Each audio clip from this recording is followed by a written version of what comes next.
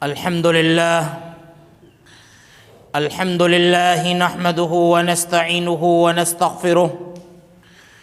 ونعوذ بالله من شرور أنفسنا ومن سيئات أعمالنا من يهده الله فلا مضل له ومن يضلل فلا هادي له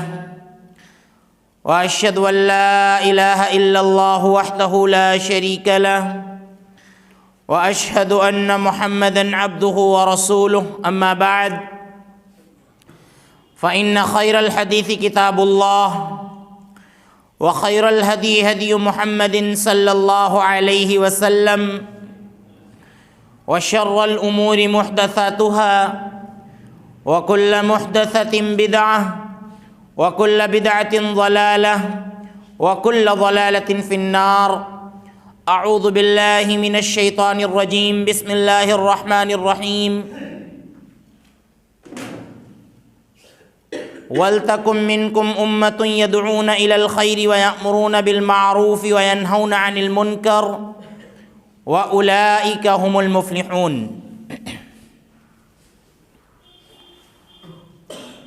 معزز اسلامی و دینی بھائیوں، خطبہ مسنونہ کے بعد جو آیت کریمہ میں نے آپ کے سامنے تلاوت کی ہے، اللہ رب العالمین اس میں فرماتا ہے کہ تم میں سے ایک جماعت ایسی ہونی چاہیے جو لوگوں کو خیر کی طرف بلائے، بھلائی کی طرف بلائے، اچھائی کا حکم دے، برائی سے روکے. اللہ رب العزت فرماتا ہے کہ وَأُولَئِكَ هُمُ الْمُفْلِحُونَ. حقیقت میں یہی لوگ کامیاب ہیں،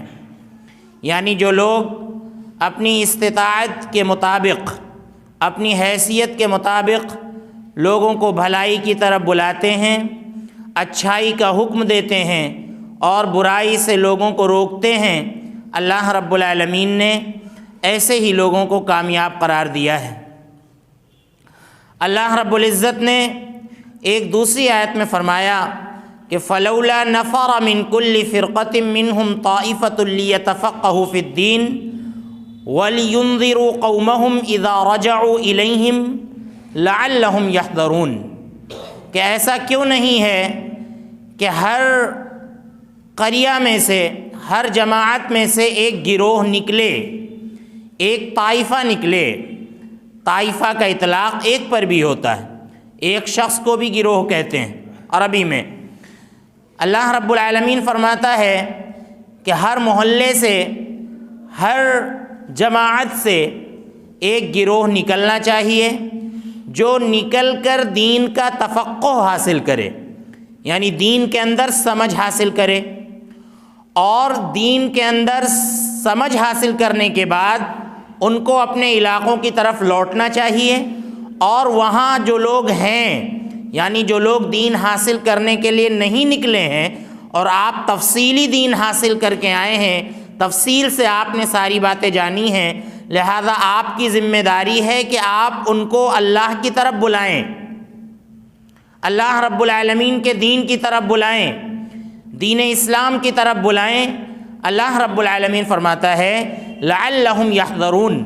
ہو سکتا ہے کہ اس کی وجہ سے وہ اللہ کے عذاب سے ڈر جائیں اور دین کی طرف آ جائیں،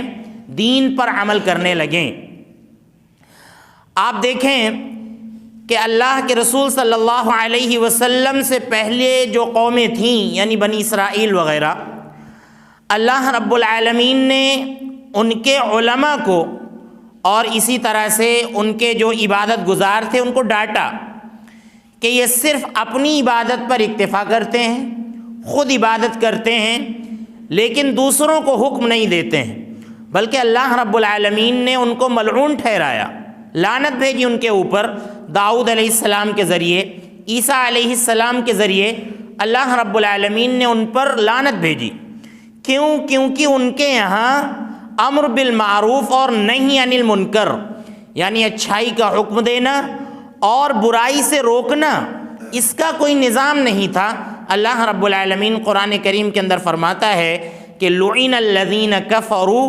من بنی اسرائیل علی لسان داود و عیسی ابن مریم. کہ بنی اسرائیل کے کافروں پر لعنت بھیجی گئی داؤد علیہ السلام کی زبان سے، اور اسی طرح سے عیسیٰ علیہ السلام کی زبان سے ان کے اوپر لعنت بھیجی گئی، ان کو اللہ کی رحمت سے دور قرار دیا گیا۔ کیوں؟ اللہ رب العالمین فرماتا ہے کہ کانوا لا یتناہون عن منکر فعلوہ، کہ جو منکر کام وہ کرتے تھے، جو غلط کام ان کے یہاں ہوتا تھا، اس کے روکنے کا کوئی نظام ان کے یہاں نہیں تھا۔ منکر کام کرتے تھے، غلط کام کرتے تھے، معصیات کا ارتکاب کرتے تھے، لیکن ان کے یہاں روکنے کا کوئی نظام نہیں تھا، کوئی کسی کو روکتا نہیں تھا۔ اللہ رب العالمین نے ان کو ڈانٹ پلائی کہ تم کو تو لوگوں کو روکنا چاہیے، اچھائی کا حکم دینا چاہیے، برائی سے لوگوں کو منع کرنا چاہیے۔ اللہ رب العالمین فرماتا ہے دوسری جگہ کہ لولا ینہاہم الربانیون والاحبار عن قولہم الاثم واکلہم السحت، ایسا کیوں نہ ہوا کہ ان کے جو علماء تھے اور ان کے جو عبادت گزار تھے کہ وہ اپنی قوم کے لوگوں کو جھوٹ بولنے سے روکتے اور حرام خوری سے روکتے، حرام کھانے سے روکتے، ایسا کیوں انہوں نے نہیں کیا؟ اللہ رب العالمین فرماتا ہے کہ ان کا عمل کیا ہی برا تھا، کتنا ہی گھٹیا کام وہ کرتے تھے کہ پڑھے لکھے تھے، علماء تھے اور عبادت گزار تھے، لیکن صرف اپنی عبادت پر اکتفا کرتے تھے، صرف اپنی عبادت کو کافی سمجھتے تھے، اور سماج اور معاشرے میں برائیاں ہو رہی تھیں، لیکن ان برائیوں کو روکنے کا کوئی نظام، کوئی سسٹم ان کے یہاں نہیں تھا۔ تو اللہ رب العالمین نے علماء کے سلسلے میں، ان کے پڑھے لکھے لوگوں کے سلسلے میں اللہ رب العالمین نے اتنا سخت موقف اختیار کیا ہے۔ آپ دیکھیں حدیث کے اندر اللہ کے رسول صلی اللہ علیہ وسلم کا بڑا سخت انداز ہے امر بالمعروف اور نہی عن المنکر کے بارے میں۔ اللہ کے رسول صلی اللہ علیہ وسلم نے قسم کھا کر بیان فرمایا کہ والذی نفسی بیدہ لتأمرن بالمعروف ولتنہون عن المنکر او لیوشکن اللہ ان یبعث علیکم عقابا منہ، کہ اللہ رب العالمین کی قسم، اللہ رب العالمین کی قسم کہ جس کے ہاتھ میں میری جان ہے، تم لوگ ضرور لوگوں کو اچھائی کا حکم دو اور برائی سے روکو، اور اگر ایسا تم نے نہیں کیا تو قریب ہے کہ اللہ رب العالمین تم پر اپنا عذاب لے آئے، اپنا عقاب لے آئے، اللہ رب العالمین اپنی سزا تم پر لے آئے۔ اور پھر اللہ کے نبی صلی اللہ علیہ وسلم نے فرمایا کہ ثم تدعونہ، پھر تم اللہ رب العالمین کو پکارو گے، اللہ رب العالمین سے دعائیں کرو گے، فلا یستجاب لکم، لیکن تمہاری دعا سنی نہیں جائے گی، تمہاری دعا قبول نہیں کی جائے گی۔ ترمذی کی روایت ہے۔ آپ دیکھیں اس حدیث کے اندر اللہ کے رسول صلی اللہ علیہ وسلم نے امر بالمعروف اور نہی عن المنکر کو دعا کی قبولیت کا ذریعہ قرار دیا ہے۔ اگر ہم امر بالمعروف اور نہی عن المنکر یعنی اچھائی کا حکم نہیں دے رہے ہیں اور برائی سے اگر ہم نہیں روک رہے ہیں، اور ہمارے یہاں محلے میں، جماعت میں کوئی ایسا موجود نہیں ہے جو لوگوں کو برائی سے روکے اور اچھائی کا حکم دے، تو ہم سمجھ لیں کہ ہم اللہ رب العالمین کو پکاریں گے، لیکن اللہ رب العالمین ہماری پکار کو نہیں سنے گا۔ اللہ رب العالمین سے ہم دعائیں کریں گے، لیکن اللہ رب العالمین ہماری دعاؤں کو نہیں سنے گا۔ اور اللہ رب العالمین نے اس امت کا امتیاز بتلایا ہے۔ اللہ رب العالمین فرماتا ہے کہ کنتم خیر امت اخرجت للناس تأمرون بالمعروف وتنہون عن المنکر وتؤمنون باللہ۔ اللہ رب العالمین فرماتا ہے کہ تم ایک ایسی امت ہو کہ جس کو پیدا ہی کیا گیا ہے لوگوں کے لیے۔ اللہ رب العالمین نے اس امت کی رہبری کا ذکر کیا ہے کہ یہ جو امت مسلمہ ہے یہ لوگوں کی رہبری کے لیے پیدا کی گئی ہے۔ بڑا وسیع مفہوم ہے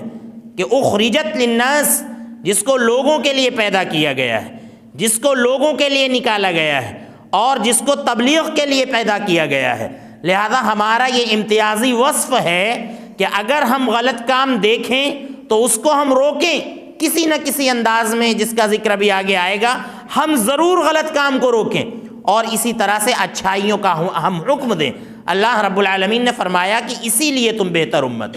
تیسری بات اللہ رب العالمین نے بیان فرمائی کہ وَتُؤْمِنُونَ بِاللَّهِ، تم اللہ رب العالمین پر ایمان رکھتے ہو، اللہ رب العالمین پر ایمان لاتے ہو، اس وجہ سے تم بہترین امت ہو۔ اللہ تعالیٰ فرماتا ہے کہ وَلَوْ آمَنَ أَهْلُ الْكِتَابِ لَكَانَ خَيْرًا لَهُمْ، اگر یہی کام اہل کتاب کر لیتے، اچھائی کا حکم دیتے، برائی سے روکتے، اور وہ اللہ رب العالمین پر ایمان رکھتے، لَكَانَ خَيْرًا لَهُمْ، تو یہ ان کے حق میں بہت بہتر ہوتا۔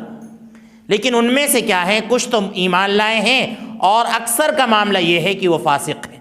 آگے اللہ رب العالمین نے بیان فرمایا انہی اہل کتاب کے بارے میں،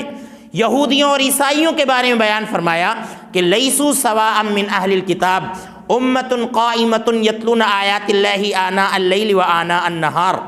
کہ اہل کتاب سب کے سب برابر نہیں ہیں، بلکہ ان میں سے بعض ہیں جو اللہ کے رسول صلی اللہ علیہ وسلم پر ایمان لائے، جیسے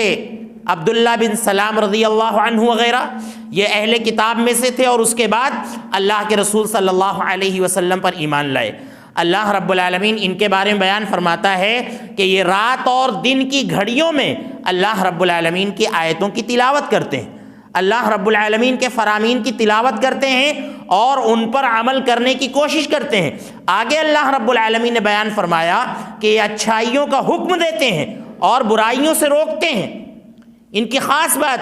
اللہ رب العالمین نے ذکر فرمائی کہ یہ اچھائیوں کا حکم دیتے ہیں اور برائیوں سے روکتے ہیں، تو یہ ان کا خاص وصف ہے۔ تو یہ اس امت کا جو خاص وصف ہے جس کی وجہ سے یہ امت ممتاز ہے، وہ یہ کہ اس امت کے یہاں امر بالمعروف اور نہی عن المنکر پایا جاتا ہے۔ اور اللہ کے رسول صلی اللہ علیہ وسلم کے بہت سے ارشادات ہیں اس کی اہمیت کے سلسلے میں۔ بہرحال یہ قرآن کریم کی آیات ہیں اور اللہ کے رسول صلی اللہ علیہ وسلم کی ایک حدیث میں نے آپ کے سامنے پڑھی، تو یہ جو باتیں ہم نے آپ کے سامنے بیان کی ہیں یہ تمہید کے طور پر ہیں۔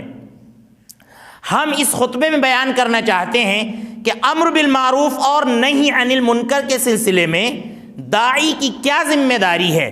اور داعی کے اوپر جو الزامات عائد ہوتے ہیں ان کی کیا حقیقت ہے، ہم ان کو آپ کے سامنے بیان کرنا چاہتے ہیں۔ آپ دیکھیے اللہ کے رسول صلی اللہ علیہ وسلم نے ایک حدیث کے اندر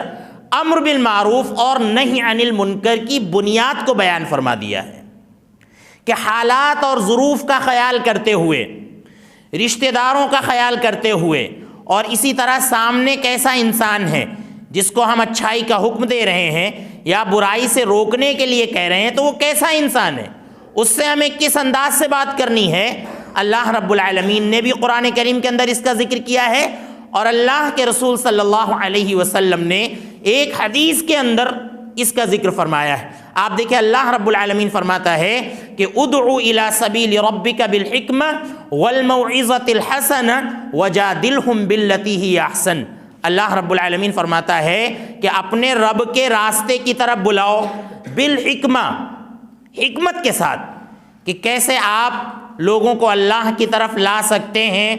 اور کب ہمیں امر بالمعروف اور نہی عن المنکر کرنا مناسب ہوگا، سامنے والا کیسا شخص ہے اس سے کس انداز سے بات کرنی ہے، اور کب دعوت دینا ہمارے لیے زیادہ مفید ہوگا، یہ حکمت ہے، اس کا خیال کیا جائے۔ اللہ رب العالمین فرماتا ہے کہ والموعظۃ الحسنہ، اچھی نصیحت کے ذریعے، عمدہ بات کہہ کر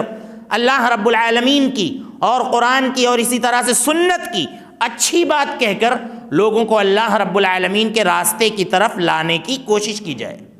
اور اس میں سامنے والے کے مراتب کا ضرور خیال کیا جائے۔ سامنے کبھی ایسا انسان ہوتا ہے کہ جس کو آپ مار کر بھی سدھار سکتے ہیں، جیسا کہ بیٹا، چھوٹا بیٹا ہے، باپ اس کو مار کر سدھار سکتا ہے، مار کر اسے اللہ کے راستے کی طرف لا سکتا ہے، جیسا کہ اللہ کے رسول صلی اللہ علیہ وسلم کا اس تعلق سے ارشاد ہے کہ نماز کے لیے بچہ اگر 10 سال کا ہو جائے، نماز نہیں پڑھ پا رہا ہے، تو اس کو ہلکے انداز سے مارا جا سکتا ہے۔ آپ اچھائی کی طرف لا رہے ہیں مار کر۔ کبھی ایسا ہوتا ہے کہ وہاں پر آپ کو مکمل ادب ملحوظ خاطر رکھنا پڑتا ہے۔ مثال کے طور پر سامنے آپ کے والد ہیں، والد نماز نہیں پڑھ رہے ہیں، لہذا وہاں پر آپ کو مکمل ادب کا خیال کرنا ہے، مکمل ادب کا خیال کرنا ہے۔ بڑے بھائی ہیں، آپ ان کے ساتھ جو ہے بد کلامی نہیں کر سکتے ہیں، غلط انداز میں پیش نہیں آ سکتے ہیں، آپ انہیں مار نہیں سکتے ہیں، لہذا ان سے آپ کو کیسے بات کرنی ہے، کس طرح سے آپ کو ان کو اللہ کی طرف لانا ہے یہ آپ کو وہاں پر دیکھنا ہے۔ تو والموعظۃ الحسنہ، اچھی بات کہہ کر اللہ رب العالمین فرماتا ہے کہ لوگوں کو اللہ کے راستے کی طرف لاؤ۔ اور اللہ نے تیسری بات بیان فرمائی کہ وجادلہم باللتی ہی احسن،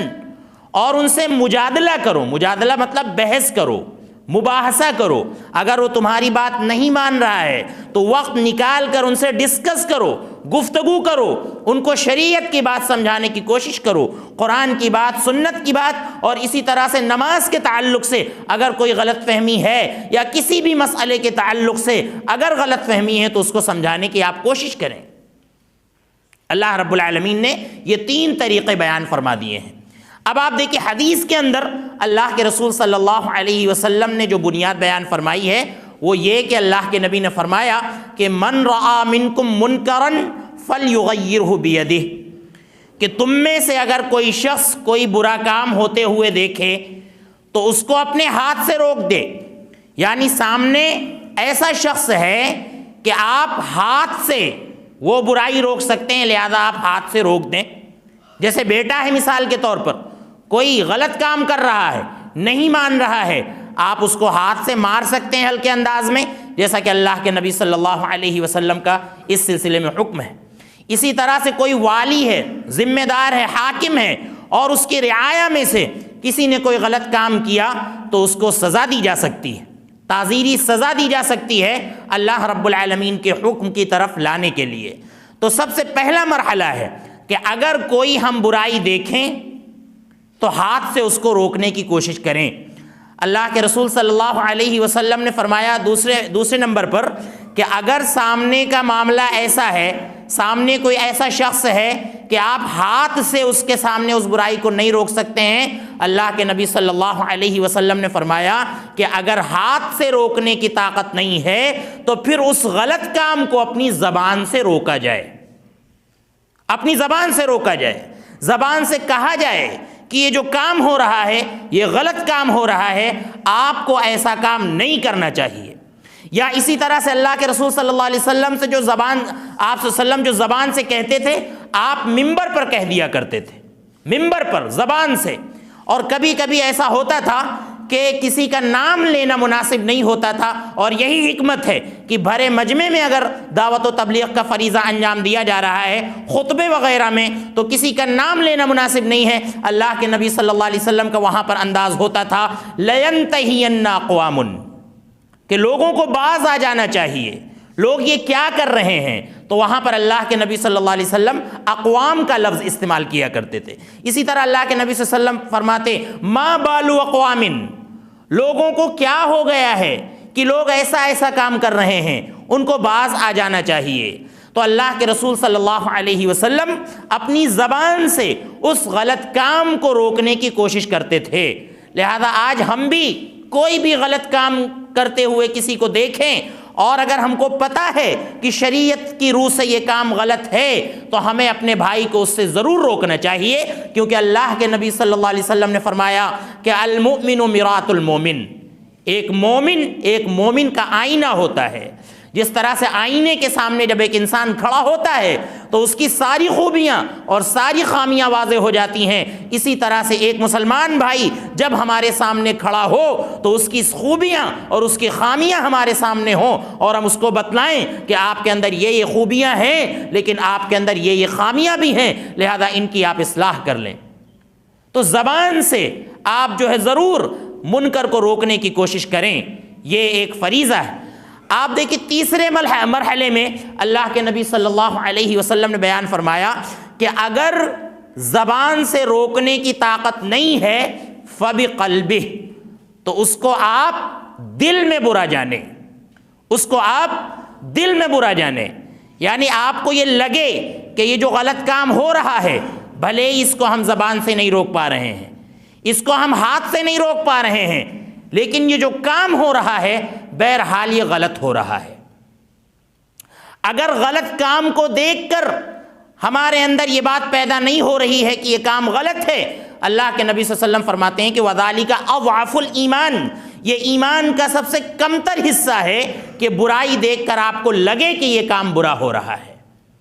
اور اگر ہمارے اندر یہ چیز محسوس نہیں ہو رہی ہمارے دل میں، برائی دیکھ کر ہمیں نہیں لگ رہا ہے کہ یہ کام برا ہے، برا ہو رہا ہے، تو ہم سمجھ لیں کہ ہمارے اندر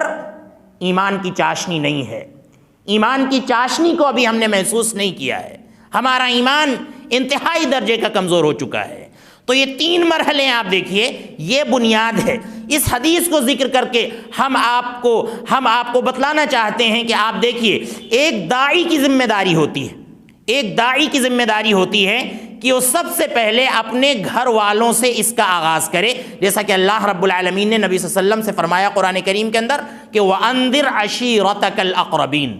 اے نبی صلی اللہ علیہ وسلم آپ کھڑے ہوں اور سب سے پہلے آپ کے جو قریبی لوگ ہیں ان سے دعوت و تبلیغ کا آغاز کریں، ان سے دعوت و تبلیغ کا آغاز کریں، ان کو پہلے دین کی باتیں بتلائیں۔ لہذا اللہ کے رسول صلی اللہ علیہ وسلم نے سب سے پہلے اپنے گھر والوں سے آغاز کیا، اپنی چچاؤں کو اکٹھا کیا، یہاں تک کہ ابو لہب جیسے انسان کو بھی اللہ کے رسول صلی اللہ علیہ وسلم نے دین کی باتیں بتلائیں۔ اور اس سے پہلے یہ سنت رہی ہے، آپ دیکھیے کہ موسیٰ علیہ السلام کو بھیجا گیا تو اللہ رب العالمین نے کہا موسیٰ اور ہارون سے کہ تم فرعون کے پاس جاؤ،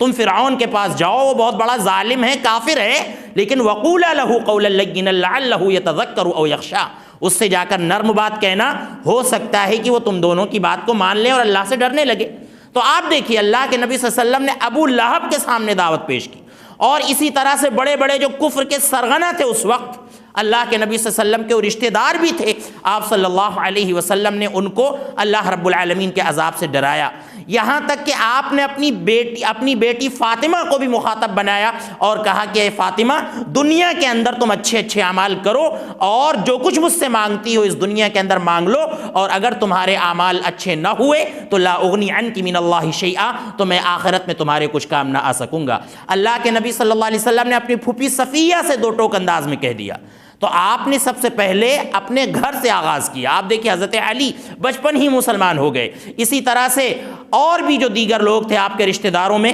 اللہ کے نبی صلی اللہ علیہ وسلم نے ان کے سامنے دعوت پیش کی، یہاں تک کہ جو آپ کے سگے چچا ابو طالب تھے ان کے سامنے اللہ کے رسول صلی اللہ علیہ وسلم نے دعوت پیش کی، اور مرتے وقت جب وہ اس دنیا سے جا رہے تھے تو اللہ کے نبی صلی اللہ علیہ وسلم نے ان سے کہا کہ اے چچا، آپ چپکے سے میرے کان میں کلمہ پڑھ دیں تاکہ اس کلمے کو لے کر میں اللہ کے ہاں حجت قائم کر سکوں، اللہ کے ہاں حجت پیش کر سکوں، اور میں آپ کے لیے اللہ سے جھگڑ سکوں، آپ میرے کان میں کلمہ کہہ لیں۔ تو اتنی تڑپ تھی اللہ کے نبی صلی اللہ علیہ وسلم کے اندر، اور آپ دیکھیں اسی کا ذکر اللہ رب العالمین نے فرمایا کہ فَلَعَلَّكَ بَاخِعٌ نَفْسَكَ عَلَىٰ آثَارِهِمْ إِن لَّمْ يُؤْمِنُوا بِهَٰذَا الْحَدِيثِ أَسَفًا، کہ اے اللہ کے نبی صلی اللہ علیہ وسلم ایسا معلوم ہو رہا ہے آپ کی جو قلق ہے اور آپ کی جو تڑپ ہے اور آپ کی جو گھٹن ہے اپنے رشتہ داروں کو لے کر، اس کو دیکھ کر ایسا معلوم ہو رہا ہے کہ اگر یہ لوگ ایمان نہیں لائیں گے قرآن کریم پر تو آپ اپنے آپ کو ہلاک و برباد کر لیں گے۔ اتنی تڑپ اللہ کے نبی صلی اللہ علیہ وسلم کے اندر تھی۔ لہذا ایک داعی کے اندر یہ تڑپ ہونی چاہیے کہ ہمارے گھر کے لوگوں کی اصلاح ہو سب سے پہلے، لیکن اس کے ساتھ آپ دیکھیے اللہ رب العالمین نے قرآن کریم کے اندر یہ بھی کہا کہ اے نبی صلی اللہ علیہ وسلم لست علیہم بمسیطر، آپ لوگوں پر داروغہ نہیں ہیں، یعنی زبردستی آپ کسی پر ہدایت مونڈ دیں اور زبردستی آپ کسی کو ہدایت دینا چاہیں تو یہ آپ کی ذمہ داری نہیں ہے، آپ کسی کو زبردستی ہدایت نہیں دے سکتے ہیں، ہدایت کا راستہ دکھانا یہ اللہ رب العالمین کا کام ہے، اور آپ کا جو کام ہے وہ یہ کہ ہدایت کی بات کہنا، ہدایت کی طرف بلانا، یہ آپ کا کام ہے، باقی ہدایت کی توفیق دینا یہ اللہ رب العالمین کا کام ہے۔ تو آپ دیکھیے اب معاملہ یہ ہوتا ہے کہ ایک داعی جو دعوت کے کام کو لے کر کھڑا ہو رہا ہے، اور موجودہ دور ہے، ہم جانتے ہیں اللہ کے رسول صلی اللہ علیہ وسلم کے بارے میں آتا ہے کہ ایک مرتبہ اللہ کے نبی صلی اللہ علیہ وسلم مدینے کے اونچے مقام پر کھڑے ہوئے، آپ صلی اللہ علیہ وسلم نے لوگوں کو مخاطب کر کے کہا کہ اے لوگو، تم جان لو کہ کیا تم وہ چیزیں دیکھ رہے ہو جو میں دیکھ رہا ہوں؟ صحابہ اکرام نے کہا کہ نہیں اے اللہ کے نبی صلی اللہ علیہ وسلم، جو آپ دیکھ رہے ہو میں نہیں دیکھ پا رہا ہوں۔ تو اللہ کے نبی صلی اللہ علیہ وسلم نے فرمایا کہ انی لأری الفتن تقع خلال بیوتکم کوقع القطر، میں دیکھ رہا ہوں کہ فتنے تمہارے گھروں کے اندر بارش کے قطروں کی طرح گر رہے ہیں، بارش کے قطروں کی طرح گر رہے ہیں، یعنی گھر گھر میں فتنے ہیں، گھر گھر میں برائیاں ہیں، گھر گھر میں بھلائی سے دوری ہے، لیکن اسی گھر سے جب ایک داعی کھڑا ہوتا ہے تو ہمارے بہت سے بھائیوں کا معاملہ یہ ہوتا ہے کہ وہ الزامی جواب دینے کی کوشش کرتے ہیں کہ پہلے اپنے گھر کو سدھاریں، پہلے اپنے باپ کو سدھاریں، پہلے اپنے بھائیوں کو سدھاریں، یہ لوگ کہتے ہیں، الزامی جواب ملتا ہے۔ اب آپ دیکھیے، ایک داعی جو آپ کے سامنے امر بالمعروف نہی عن المنکر کا فریضہ انجام دے رہا ہے، اس کے اندر اللہ کے رسول صلی اللہ علیہ وسلم کے قول کی تیسری بنیاد ضرور ہوگی، یعنی اس نے ہاتھ سے روکنے کی کوشش ضرور کی ہوگی اپنے گھر میں، اور زبان سے بھی کہا ہوگا، اور جب دونوں سے کام نہیں بنا تو اب اگر اس کے گھر میں کوئی منکر، کوئی غلط کام ہو رہا ہے تو دل میں اس کی کڑھن ضرور ہوگی، تبھی وہ آپ کو سمجھا رہا ہے۔ کوئی داعی ایسا نہیں ہو سکتا کہ اپنے گھر کے کاموں کو تو وہ اچھا سمجھے اور آپ کو اچھائی کا حکم دے اور اچھائی کا حکم دے اور برائی سے روکے، بلکہ اس کے اندر کڑھن ہوگی، وہ چاہ رہا ہوگا کہ ہمارے گھر میں بھی یہ غلط کام نہ ہو، لیکن وہ تھک ہار چکا ہوگا اور آخر میں آ کر بس وہ مجبور ہوا ہوگا کہ اب ہمارے گھر میں جو غلط کام ہو رہے ہیں لہذا ان کو دل میں برا جانا جائے اور اس کے ساتھ ساتھ دعوت کا کام کرتے جائیں لوگ۔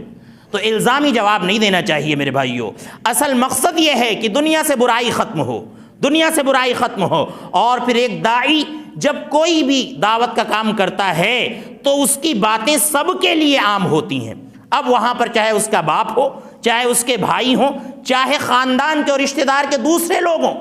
لوگ بہت دور دور کی باتیں کہہ دیتے ہیں کہ ان کے ننیحال میں ایسی برائی ہو رہی ہے اور آئے ہیں ہم کو سمجھانے کے لیے، ان کے ننیحال میں فلاں شخص یہ کام کر رہا ہے اور آئے ہیں ہم کو سمجھانے کے لیے۔ ایسا نہیں کہنا چاہیے میرے بھائیوں، ہدایت دینا اس کے بس کی بات نہیں ہے، وہ امر بالمعروف نہی عن المنکر کا فریضہ انجام دے رہا ہے، ضرور خاندان میں ہونے والی برائیوں سے وہ اپنے اندر تکلیف محسوس کر رہا ہوگا، تبھی آپ کو وہ امر بالمعروف اور نہی عن المنکر کے لیے کہہ رہا ہے۔ تو ان باتوں کا ہمیں خیال کرنا چاہیے۔ دوسری غلط فہمی جو ہمارے یہاں پائی جاتی ہے وہ یہ کہ ہم نے دعوت و تبلیغ کو سمیٹ کر رکھ دیا ہے۔ ایک جماعت ہے جو صرف یہ کہتی ہے کہ دعوت اللہ، دعوت اللہ، دعوت اللہ، اور دعوت اللہ کے نام پر ہم دیکھتے ہیں کہ چند باتیں پائی جاتی ہیں۔ دعوت اللہ کا مطلب یہ ہے کہ آپ کی دعوت پوری شریعت کو محیط ہو، پوری شریعت کو محیط ہو، صرف مسجد میں لوگوں کو لے آنا، مسجد بھر لینا، مسجد میں جمع کر لینا، یہ دعوت نہیں ہے میرے بھائی، یہ دعوت نہیں ہے۔ دعوت و تبلیغ کا پیمانہ بڑا وسیع ہے، اس کا دائرہ بڑا وسیع ہے۔ آپ دیکھیں کہ کیا کیا برائیاں ہو رہی ہیں سماج میں، ان کو روکنے کی کوشش کریں، یہ دعوت اللہ ہے۔ یہاں معاملہ یہ ہوتا ہے کہ اگر لوگوں کے سامنے حقوق بیان کر دیے جائیں تو لوگ ناراض ہونے لگتے ہیں، وہ اپنے اوپر لے لیتے ہیں کہ حقوق اگر بیان کر رہے ہیں، مثال کے طور پر اگر والدین کا حق بیان کیا اور کوئی اگر اپنے والدین کے ساتھ برا سلوک کر رہا ہے تو وہ یہ سمجھتا ہے کہ یہ داعی یہ ساری باتیں ہمارے لیے کہہ رہا ہے، بعض لوگ ناراض ہو جاتے ہیں،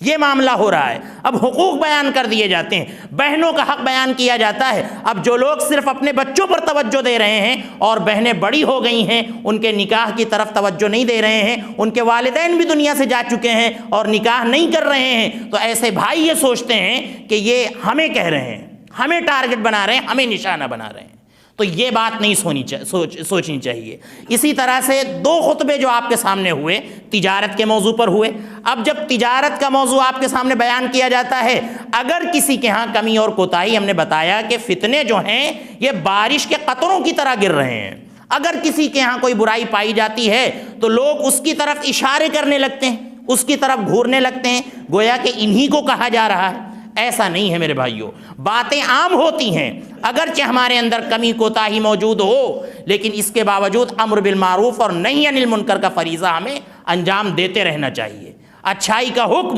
اور برائی سے روکنا چاہیے، اگرچہ ہمارے اندر اس معاملے کو لے کر تھوڑی بہت کوتاہی ہو۔ اسی طرح سے آپ دیکھ لیجئے بہت سے بزنس ہیں، ان کا نام نہیں لیا جا سکتا ہے، اب جو ہے لوگ ان کی طرف جو ہے لوگ اشارہ کر دیتے ہیں کہ جو مولانا صاحب نے جو خطبہ دیا ہے تو یہ اسی کی طرف اشارہ ہے۔ میرے بھائیوں، اصل آپ سمجھ لیں کہ بزنس میں اور تجارت میں اصل یہ ہے کہ تمام تجارتیں حلال ہیں،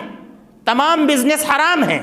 تمام بزنس حلال ہیں، صرف وہی چیزیں ممنوع ہیں، وہی چیزیں منع ہیں کہ جن سے شریعت نے منع کر دیا ہے، چاہے وہ جو بزنس ہو۔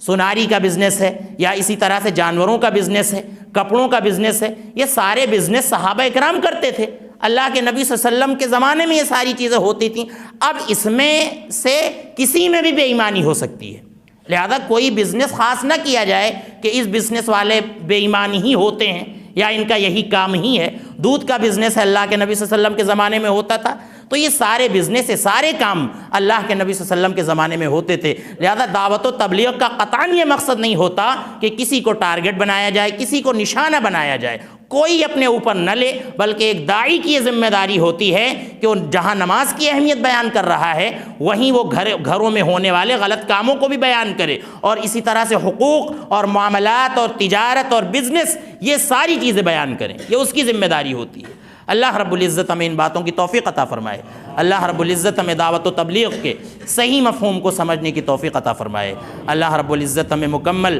شریعت پر عمل کرنے کی توفیق عطا فرمائے۔ اللہ تعالی ہمیں حکمت کے مطابق دعوت و تبلیغ کا فریضہ انجام دینے کی توفیق عطا فرمائے۔ اے اللہ، جن بھائیوں نے دعا کی گزارش کی ہے ان کی تمام جائز تمناؤں کو قبول فرما، اگر وہ بیمار ہیں تو انہیں شفائے کاملہ عاجلہ عطا فرما۔ اے اللہ ہمارے والدین پر رحم فرما، اے اللہ ہمارے بوڑھے لوگوں پر رحم فرما۔ اللہ جب تک ہمیں اس دنیا میں رکھ، ایمان کی حالت میں رکھ، جب ہمارا خاتمہ ہو ایمان کی حالت میں ہو۔ آمین۔ وآخر دعوانا ان الحمد للہ رب العالمین۔